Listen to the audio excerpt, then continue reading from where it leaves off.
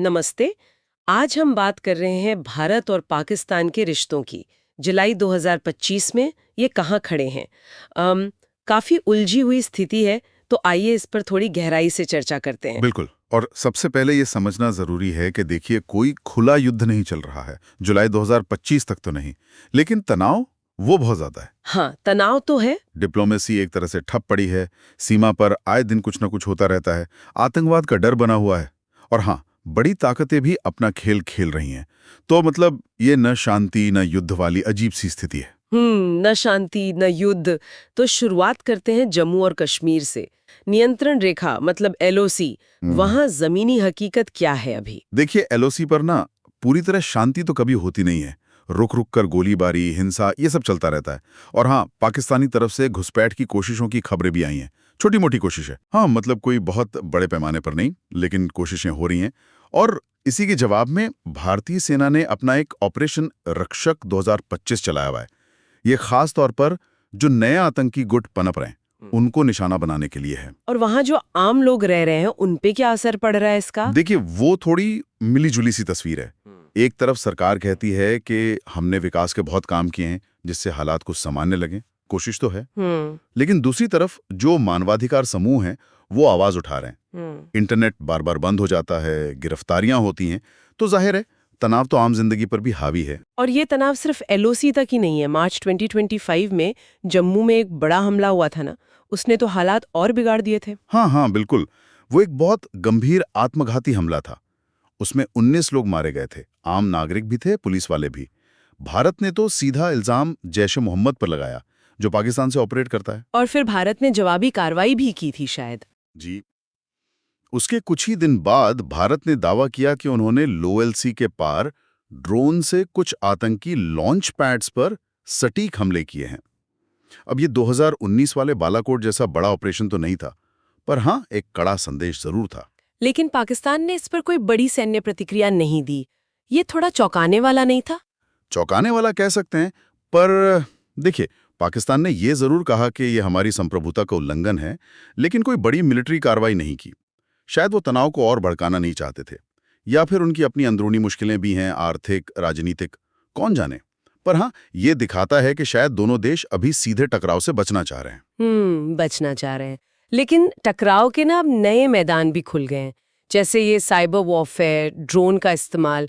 ये आजकल कितना अहम हो गया है। ओ, बहुत ज्यादा। 2025 में आप देखिए, दोनों तरफ से साइबर हमले बहुत बढ़ गए हैं। सरकारी वेबसाइट्स हों या खासकर जो एनर्जी इंफ्रास्ट्रक्चर है, पावर प्लांट्स वगैरह हैं, उन पर हमले तेज हुए हैं। अच्छा। और एक दूसरे पे साइबर जासूसी के आरोप तो लगी रहे हैं। लेकिन जो ज्यादा चिंता की बात है, वो है छोटे ड्रोन्स का इस्तेमाल। हाँ, वो तो बहुत सुनने में आ रहा है। बिल्कुल। आतंकी गुट अब इन सस्ते ड्रोन से निगरानी कर रहे हैं, हथियार या ड्रग्स वगैरह सीमा पार भेज रहे हैं। भारत का तो दावा है कि पिछले 6 महीने में ही उन्होंने 50 से ज्यादा ऐसे ड्रोन मार गिराए हैं।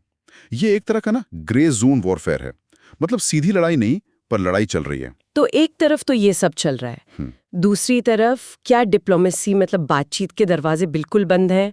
कोई बात हो रही है कहीं? देखिए, औपचारिक तौर पे तो कुछ नहीं हो रहा, मतलब राजदूत लेवल पर या मंत्रियों के लेवल पर कोई मीटिंग नहीं। लेकिन हाँ, पर्दे के पीछे कुछ कोशिशें चल रही हैं। अच्छा, कौन कर रहा है ये कोशिश? जो खाड़ी के देश है, जैसे यूएई है, ओमान है, वो कोशिश कर रहे हैं कि दोनों पक्षों के बीच कम से कम कोई संपर्क बना रहे। इसे आप बैक चैनल डिप्लोमेसी कह सकते हैं। लेकिन बात आगे क्यों नहीं बढ़ पा रही? क्या शर्तें हैं दोनों तरफ से? मामला यह है कि भारत का स्टैंड तो साफ है।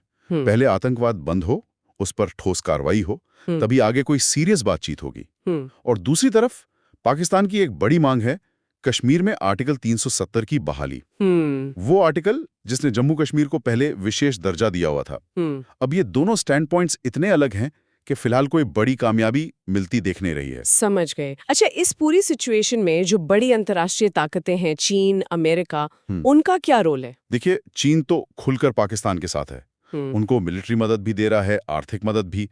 खासकर जो सीपेक कॉरिडोर है, चीन पाकिस्तान इकोनॉमिक कॉरिडोर, जो पीओके से गुजरता है, उसके जरिए ये चीन के बड़े बेल्ट एंड रोड इनिशिएटिव का हिस्सा है। हाँ, हाँ। इससे पाकिस्तान को थोड़ी आर्थिक सांस तो मिलती है, पर शायद भारत के साथ तनाव बनाए रखने की गुंजाइश भी। दूसरी तरफ अमेरिका है, वो दोनों से कह रहा है कि भाई तनाव कम करो, आर्थिक विकास पर ध्यान दो। और सऊदी अरब और यूएई जैसे देश, जैसा मैंने कहा, वो पर्दे के पीछे मध्यस्थ की कोशिश में लगे हैं। और अगर हम फौजी तैयारियों की बात करें तो बॉर्डर पर क्या चल रहा है? कोई नई चिंता की बात? देखिए, दोनों देश अपनी अपनी तरफ मिलिट्री ड्रिल करते रहते हैं, वो सामान्य है। न्यूक्लियर पॉलिसी में तो कोई बदलाव नहीं आया है। लेकिन हाँ, एक नई चिंता जरूर है। वो क्या? वो है नई टेक्नोलॉजी। जैसे हाइपरसोनिक मिसाइलें आ रही हैं, आर्टिफिशियल इंटेलिजेंस वाले हथियार सिस्टम बन रहे हैं।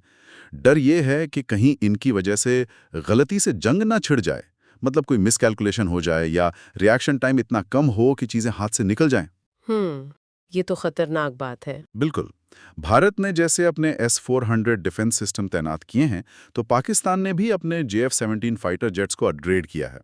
तो हथियारों की दौड़ भी चल रही है। ये तो हुई सरकारों और सेनाओं की बात, लेकिन जमीनी स्तर पर आम लोगों में क्या माहौल है? मीडिया का क्या रोल है इसमें? देखिए, दोनों देशों में ना राष्ट्रवादी माहौल तो काफी गर्म रहता है, खासकर जब चुनाव वगैरह का माहौल हो। और सोशल मीडिया, वो तो आग में घी डालने का काम करता है। झूठी खबरें, अफवाहें, नफरत फैलाने वाले मैसेज, इससे तनाव और बढ़ता है। लेकिन क्या सब ऐसा ही सोचते हैं? नहीं नहीं, ऐसा भी नहीं है। सिक्के का दूसरा पहलू भी है। एक बहुत बड़ी आबादी है, खासकर जो युवा पीढ़ी है, वो अमन चाहती है। वो चाहती है कि व्यापार हो, रिश्ते सुधरें, लेकिन उनकी आवाज ना अक्सर इस शोर शराबे में दब जाती है। तो कुल मिलाकर अगर हम 2025 के मध्य की तस्वीर देखें, तो भारत पाकिस्तान रिश्ते उसी न शांति न युद्ध वाली अनिश्चितता में फंसे हुए हैं। सीधा टकराव तो शायद टल रहा है, लेकिन ये प्रॉक्सी वॉर, आतंकवाद, सीमा पर तनाव, ये सब जारी है। बिल्कुल सही। और कश्मीर का मुद्दा अभी भी इस पूरे तनाव के केंद्र में है।